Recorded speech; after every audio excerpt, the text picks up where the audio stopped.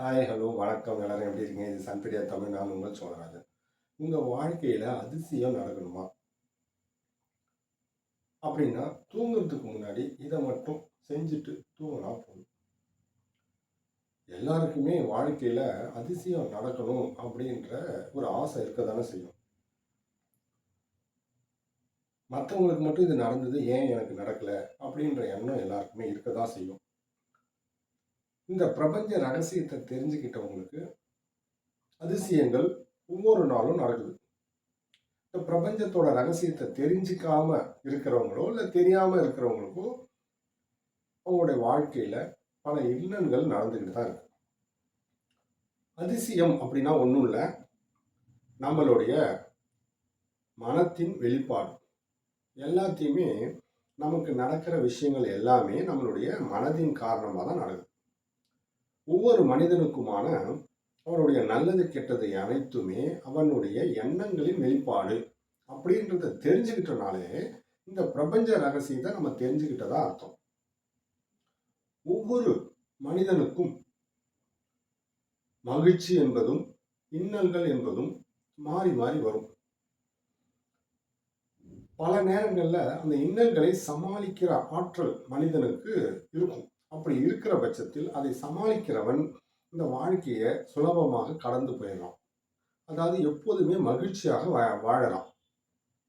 இன்னல்களை பற்றி மட்டுமே யோசிக்கிறவன் அவன் வாழ்நாள் முழுசுக்கும் துக்கத்திலேயே இருக்கிறான், துயரத்திலேயே இருக்கிறான்.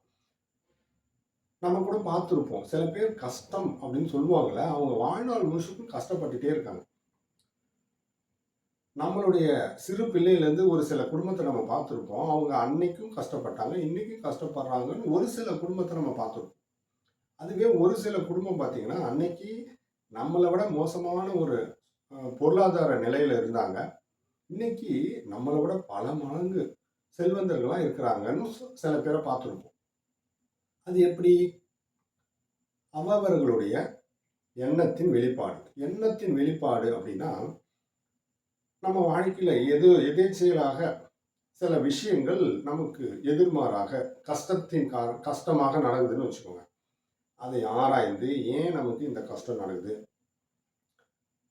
மற்றவங்களுக்கெல்லாம் நம்மளை சார்ந்தவர்களோ அல்லது நம்ம நண்பர்களோ உறவினர்களுக்கோ ஒரு நல்ல விஷயம் நடக்குது, நமக்கு மட்டும் ஏன் இந்த துயரம் என்பது தொடருதுன்னு யோசிக்கும் போது விடை கிடைக்கும்.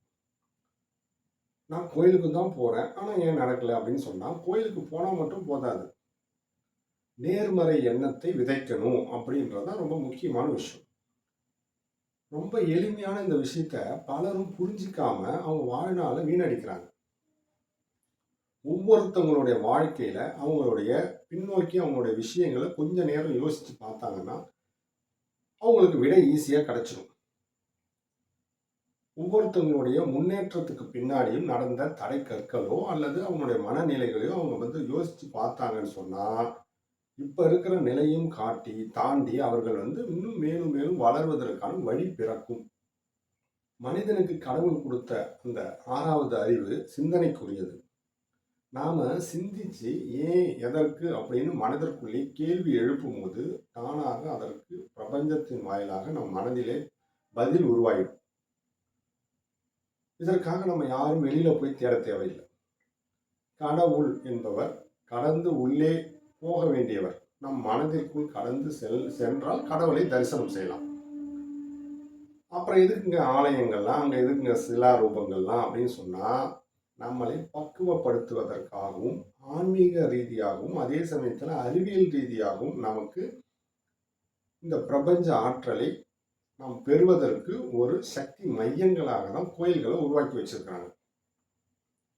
எல்லா மதங்களிலுமே பிரார்த்தனை என்பது அந்த புனித ஆலயங்கள்ல செய்யப்படுவதை வழக்கமாக வச்சிருக்கிறாங்க. காரணம், அறிவியல் பின்னணி இதுதான். ஒருமித்த கருத்தோடு மனம் லயத்து எந்த விதமான இடையூறுகளும் இன்றி அந்த இடத்திலே ஒரே நோக்கோடு, பக்தி என்னும் நோக்கோடு இந்த பிரபஞ்ச ஆற்றலை இறைவனாக நினைத்து ஆராதிக்க வேண்டும். அப்போதான் நம் மனம் ஒருநிலைப்படும், நாம் நினைத்த காரியங்களில் நாம் ஜெயம் உண்டாகும். அப்படி என்பதற்காகத்தான் இந்த சக்தி மையங்கள், ஆலயங்கள், கோயில்கள், தேவாலயங்கள், மசூதிகள் அப்படின்னு சொல்லி இது எல்லாமே நம் மனதை பண்படுத்துவதற்கான ஒரு கருவியாக நமக்கு பயன்படுது. இதை வந்து தெரிஞ்சுக்காம பலரும் வெறுமனே அதை கண்மூடித்தனமாக ரொம்ப அதீதமான ஒரு எண்ணங்களோடு அதை மட்டுமே பற்றி இருக்கிறாங்க. அதில் உள்ள அறிவியல் சார்ந்த விஷயங்களையும் ஆன்மீக சார்ந்த விஷயங்களையும் ஆராய்ந்து பார்த்து அவர்கள் நடந்தாங்கன்னு சொன்னால் கண்டிப்பாக இந்த உலகத்தில் பிரச்சனைகளோ அல்லது தவறான புரிதல்களோ அல்லது மூட நம்பிக்கையாக இருக்கிற விஷயங்களோ எதுவும் இருக்காது. இப்போ நாம் பார்க்க போகிறது என்னன்னு பார்த்தீங்கன்னா, அற்புதமான ஒரு பிரபஞ்ச ஆற்றலை நாம் நமக்கு தேவையான விஷயங்களை நிறைவேற்றி கொள்வதற்கு எப்படி பயன்படுத்தலாம் அப்படின்னா, இந்த பிரபஞ்சம் நம்ம மனதோடு தொடர்பு கொண்டது. மனம் என்பது ஒரு சிறு பிரபஞ்சம், நம்மளுடைய மனம். இந்த அண்ட பிரபஞ்சமானது பெரிய மனமாக இந்த பிரபஞ்சத்தை, பூமியை இயக்கிக்கிட்டு இருக்கு. பூமிக்குள்ள இருக்கிற ஒரு சிறு உயிரினமாக நம்மளுடைய மனதிற்குள்ளார, உடலிற்குள்ளார இருக்கிற இந்த சிறு பிரபஞ்சமாக நம் மூளையில் இருக்கிற இந்த சிறு பிரபஞ்சம் அந்த பெரும் பிரபஞ்சத்தோடு தொடர்பு கொண்டு இருக்கு எப்போதுமே. அதனால தான் நாம் மனசுக்குள்ள நினைக்கிற விஷயங்களை நாம் கண் முன்னாடி பார்க்க முடியுது. எண்ணமாக நம்ம உருவாக்குகிற இந்த விஷயங்கள் காட்சியாக, நிஜமாக, நிஜ ஒரு ரூபமாக நம்ம எதற்க பார்க்க முடியும். இந்த ரகசியத்தை தெரிஞ்சுக்கிட்ட நம்ம முன்னோர்கள் தான் அகம் பிரம்மாஸ்மின்னு சொல்லிட்டு போயிட்டாங்க. சிம்பிளா மனமே கடவுள், அவ்வளோதான். ரொம்ப சிம்பிளா சொன்ன விஷயங்களை நாம புரிஞ்சிக்காம கடவுள் வெளியில தான் இருக்காருன்னு சொல்லி தேடிட்டு இருக்கோம். சரி, நமக்கு இப்ப விஷயத்துக்கு வருவோம். அதாவது நீங்க உங்க வாழ்க்கையில அதிசயம் நடக்கணும் அப்படின்னு சொன்னா, அதிசயம் என்பது ஒன்றும் கிடையாது. நீங்க எதிர்பார்த்த விஷயங்கள், உங்க நீண்ட நாளைய கனவுகள், நீண்ட நாள் நிறைவேறாத ஆசைகள். ஒவ்வொரு மனுஷனுக்கும் அவருடைய ஆயுஷ் காலத்துல பலவிதமான ஆசைகளும் கனவுகளும் இருக்கும். கனவுகளும் ஆசைகளும் இல்லாத மனுஷன் இந்த உலகத்துல யாருமே கிடையாது. ஏதோ ஒரு லட்சியங்கள், இப்படி பல விஷயங்கள் வந்து ஆசைகளாகவோ கனவுகளாகவோ ஒவ்வொரு மனிதனுடைய மனத்துக்குள்ளாரையும் இது ஒரு நெருடலாகவே இருக்கும். இதை நிறைவேறாமையே சில பேர் அவங்களுடைய காலத்தை கழிச்சுட்டாங்கன்னு சொன்னால் அவங்களுடைய ஆத்மா என்பது ஒரு நிறைவேறாத ஆசையிலேயே மீண்டும் மீண்டும் பிறப்பெடுக்கும் அப்படின்னு சொல்லப்படுவது உண்டு. அதனால தான் அவங்களுடைய கடைசி ஆசை என்னன்னு மரண தருவாயிலையும் கேட்பது உண்டு, தண்டனை கொடுக்குற கைதிகளுக்கு கூட. அதனால நம்மளுடைய எண்ணங்களை வாழ்நாளிலே நாம் வந்து நிறைவேற்றி கொள்வதற்கு அற்புதமான வாய்ப்பாக இந்த பிரபஞ்சத்தை நம்ம பயன்படுத்திக்கணும். உங்களுக்கு ஒரு விஷயம் நடக்கணும். என்ன விஷயம், என்ன தேவை இருக்கு உங்களுக்கு? இப்போ வந்து பார்த்தீங்கன்னா ஒரு வீடு, உதாரணத்துக்கு என்ன வேணாலும் நம்ம கேட்கலாம். உதாரணத்துக்கு ஒரு வீடுன்னு வச்சுக்கோங்க. வீடு என்பது ஒரு பலருக்கும் கனவா இருக்கு. இன்னைக்கு மாநகரங்கள்ல பல பேரும் வாடகை வீட்டில் தான் வாழ்ந்துட்டு இருக்காங்க. பல லட்சங்கள் சம்பளம் வாங்கினா கூட வீட்டை கட்டுவதற்கு பால் மாறிக்கிட்டு ரொம்பவே அதுக்கு வந்து ரொம்ப சிரமப்படணும். இடம் கிடைக்கல, பல கோடிகள் இருக்கு, அதை கட்டுற நேரம் நான் வாடகையே கொடுத்துட்டு போயிடுவேன்ற நிலையில இருந்தாலும் மனசுக்குள்ளார ஒரு சொந்த வீடு இல்லையேன்ற ஏக்கத்தோடு வாழ்கிறவர்கள் பலரும் உண்டு.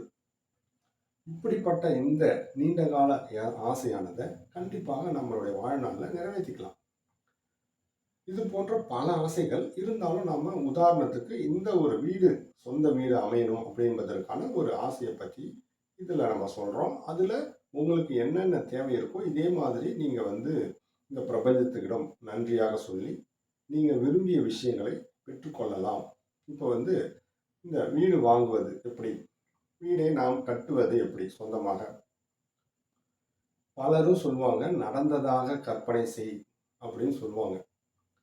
நான் என்ன சொல்றேன், நடந்ததாக கற்பனை செய்ய மனம் ஏற்றுக்கொள்வது இல்லை. அதனால தேவையை வரமாக நாம் வந்து பெற்றுக்கொள்ளலாம். வேணும் என்பதை தேவையை கேட்டு பெற்றுக்கொண்டாலே விரைவாக நடந்துடும். இது என்னுடைய அனுபவம். அதனால நான் இதை தான் நான் வந்து மையமாக சொல்றேன். இப்போ வந்து பிரபஞ்சத்துக்கிட்ட நாம் வந்து கடவுள்னு சொன்னாலும் சரி, பிரபஞ்சம்னு சொன்னாலும் சரி, இறைவா அல்லது பிரபஞ்சமே, உன் கருணையால் என் நீண்ட நாள் ஆசையான பங்களா வீடு கட்டி நான் சந்தோஷமாக வாழப்போகிறேன்.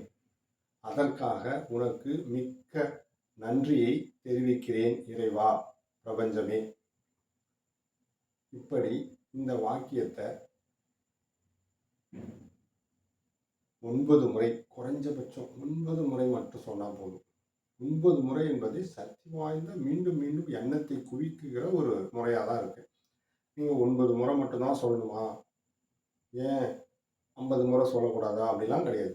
உங்களுக்கு எத்தனை முறை வேண்டுமானாலும் சொல்லலாம். உணர்வுபூர்வமாக நீங்கள் அந்த வீட்டிலே வசிப்பதாக நினைத்து அந்த வீட்டை கண்முன்னே காட்சிப்படுத்தி, அந்த வீடு சம்பந்தமான விஷயங்களை எல்லாம் காட்சிப்படுத்தி, அந்த வீட்டில் நீங்கள் சொல்கிற வாக்கியங்களை அப்படியே நினைவில் கொண்டு வந்து இந்த வாக்கியத்தை சொல்லணும்.